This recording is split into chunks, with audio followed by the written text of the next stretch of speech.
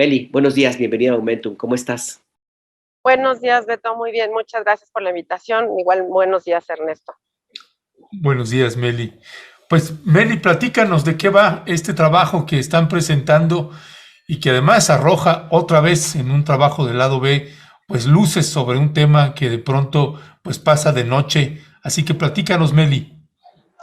Pues básicamente todo empezó por la historia de dos hermanas que son Quetzali y Elisa Sotelo, quienes padecieron una enfermedad que se llama endometriosis. Es una enfermedad exclusiva de mujeres o personas que tienen, y se dieron cuenta de que no había mucha información sobre esa enfermedad en general, pues en el país, ¿no? Ellas, pues digamos que son mujeres profesionistas y desde esos privilegios empezaron a investigar y se dieron cuenta que en realidad en México solo hay una persona especialista. Entonces, partiendo de esa historia, nos pusimos a investigar y lo que encontramos es que en efecto, históricamente la medicina, la ciencia médica, ha excluido a los cuerpos de mujeres como cuerpos de investigación, y obviamente lo que ocasiona esto es que no hay suficiente información sobre padecimientos específicos de las mujeres, pero también padecimientos en general, pero cómo afectan en particular a las mujeres. Es decir,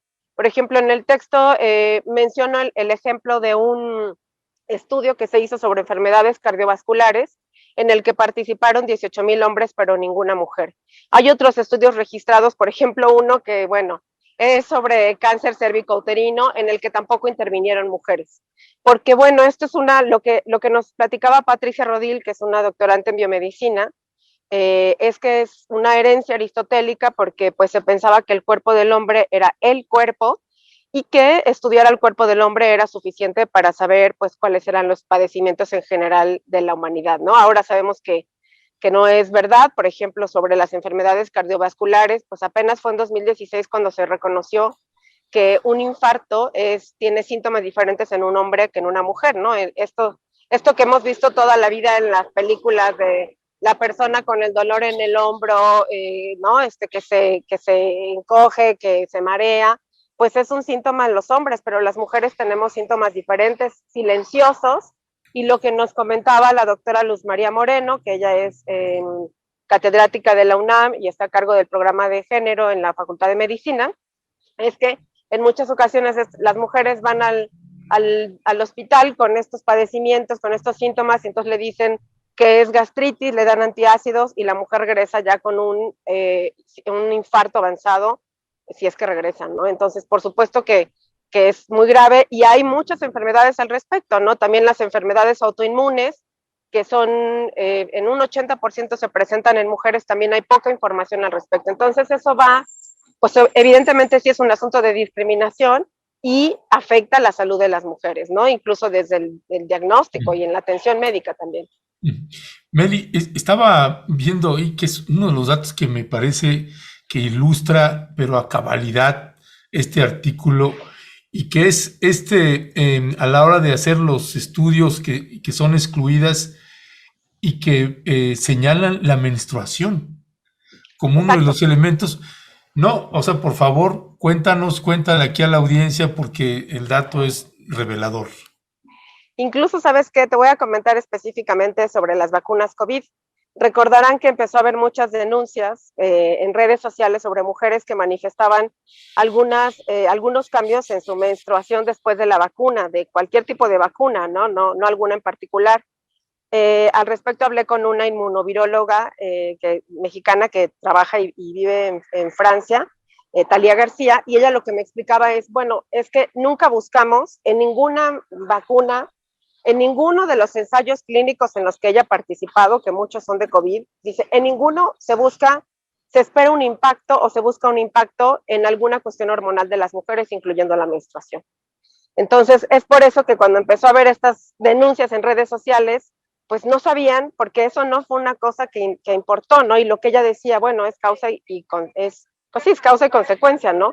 No está incluido. Ellos, cuando se hace un ensayo clínico, les dan una lista de efectos secundarios esperados y ahí nunca aparece la menstruación, ¿no? Pero también refieren que las mujeres que participan en esos estudios, pues tampoco dicen que hayan tenido algún cambio, ¿no? Ella sí cree que tiene que ver con un asunto de que no prestamos mucha atención las mujeres, también por un asunto pues de pudor, ¿no? Histórico relacionado con el tema. Entonces sí, por supuesto que históricamente decían, bueno, la menstruación y la fertilidad, sobre todo, pues puede afectarse si las mujeres participan en ensayos clínicos, entonces mejor dejémoslas fuera incluso para enfermedades que específicamente solo les dan a ellas, ¿no?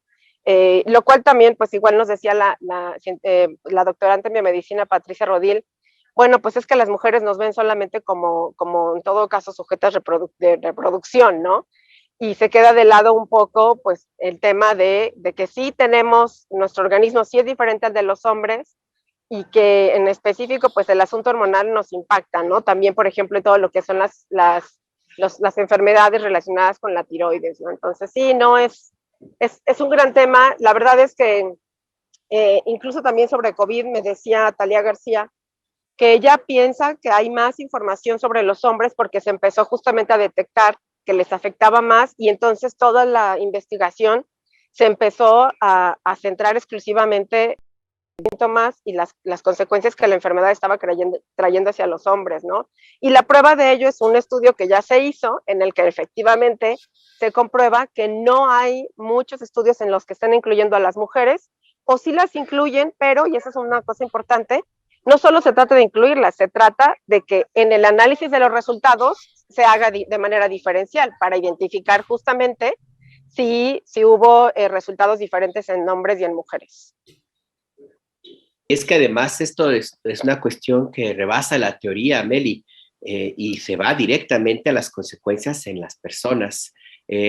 Por ejemplo, en el texto que publicas en Lado B señalas que el porcentaje de mujeres que no reciben un tratamiento adecuado es superior al de los hombres y además señalas, el personal médico tiende a realizar diagnósticos más sofisticados y mayores esfuerzos terapéuticos para resolver los problemas de salud de los hombres que de las mujeres. Esto va directamente al corazón del problema bien básico.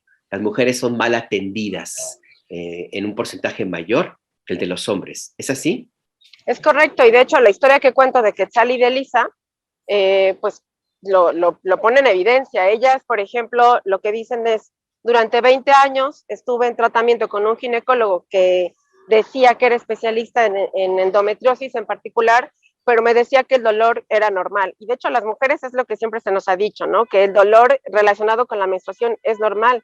Y lo que nos decía el doctor con el que hablamos, el doctor Ramiro Cabrera, que es el único en México que tiene una certificación para hacer la cirugía específica, digamos, que puede ayudar a eliminar la endometriosis en las mujeres. Lo que nos decía es, bueno, el dolor no es normal, el dolor siempre va a ser un síntoma de que hay algo mal, no necesariamente endometriosis, no puede ser ovario poliquístico, puede ser dismenorrea, en fin, pero lo que decía él, pues sí, el asunto es que lo hemos normalizado. Entonces ellas vivieron 20 años con un dolor discapacitante.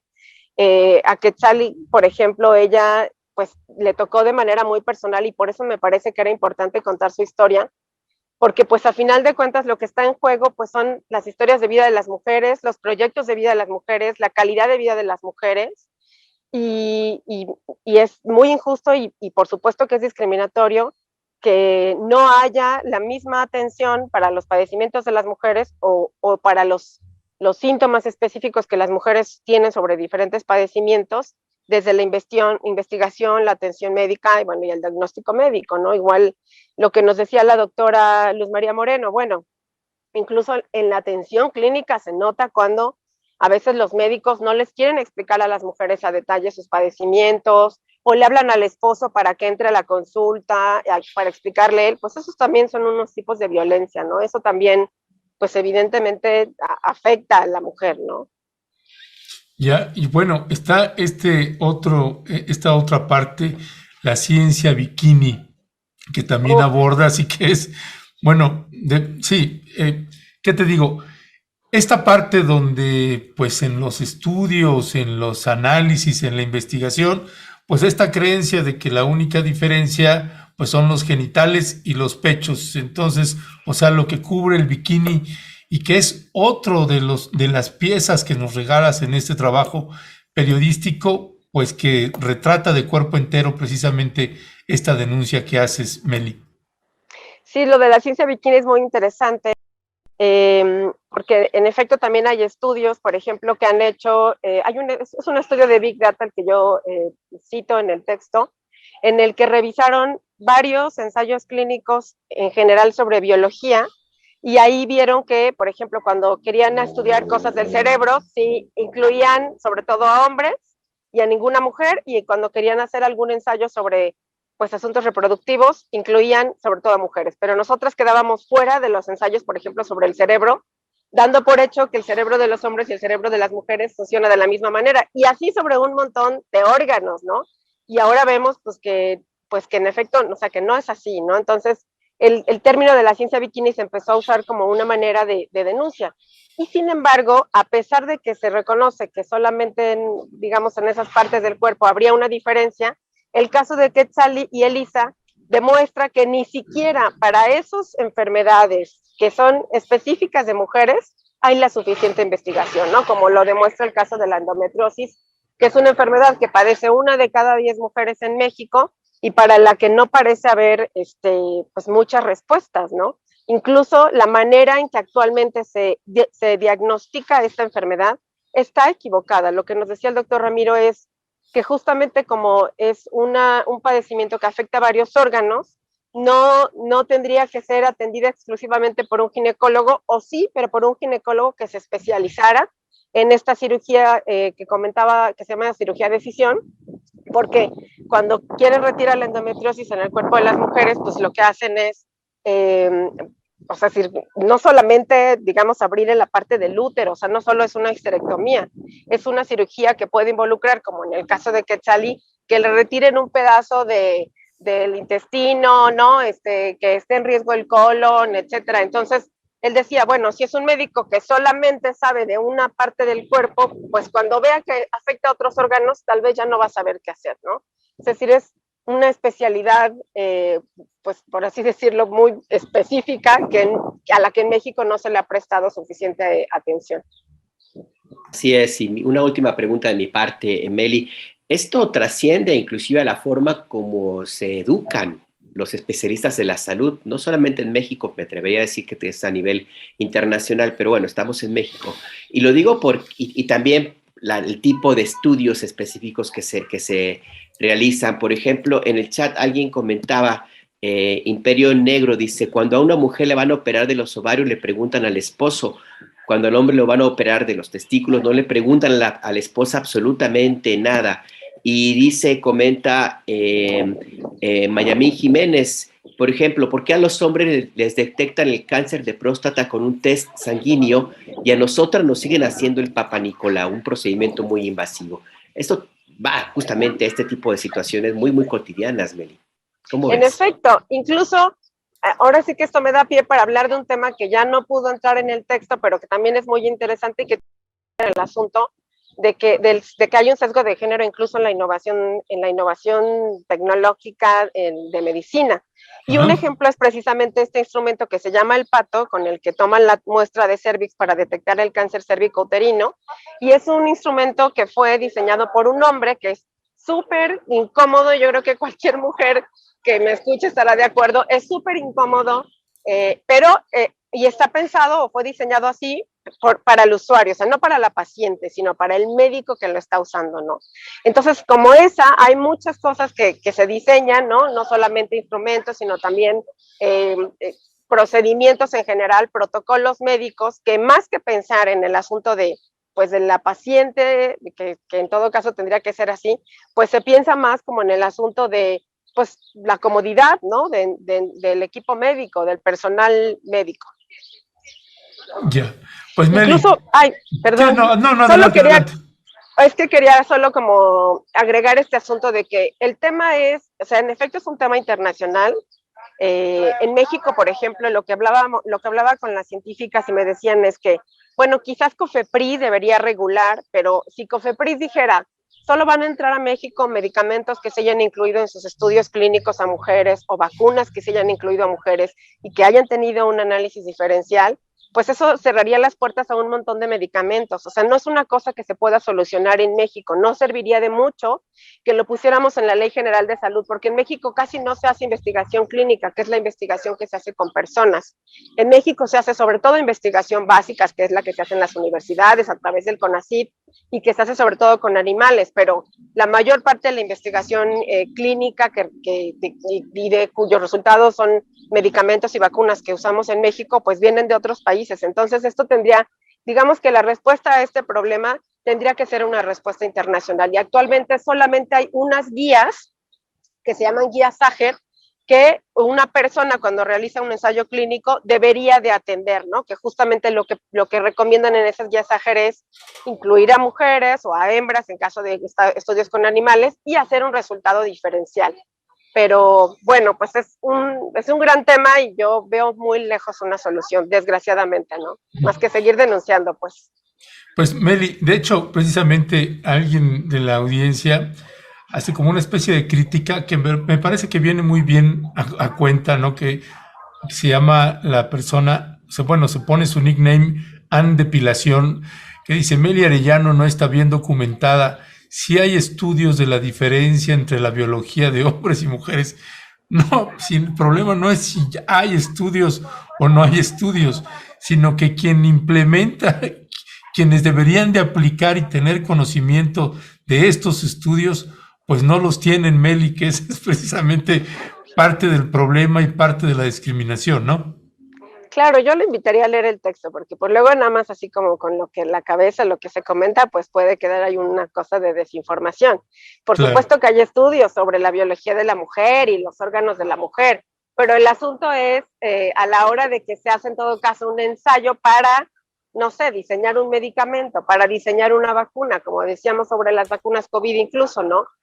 O sea, jamás se les ocurrió incluir entre sus resultados esperados, entre los efectos esperados, pues alguna modificación hormonal que afectara la menstruación de las mujeres. Entonces, por eso ahorita ya se están haciendo estudios, en España y en el Reino Unido se están haciendo estudios, pero son estudios más bien como hasta el momento solo como para recoger las experiencias de las mujeres, y después verán si hay algo más. O sea, lo que han dicho también es, bueno, estas alteraciones que ha habido en la menstruación, pues no son graves, ¿no?